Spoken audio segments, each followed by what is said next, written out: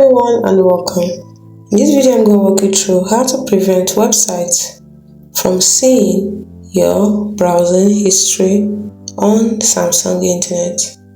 First thing you need to do is from your home menu on the home page, tap on the three lines at the bottom of the screen, tap on the gear icon to open settings, scroll all the way down to privacy dashboard, tap on it.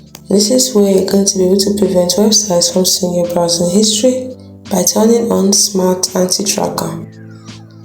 So if you put it on always, it will prevent websites from seeing your browsing history. You can see the list of those that were blocked for me. 48 trackers were blocked 2,265 times in the past week. So that's it.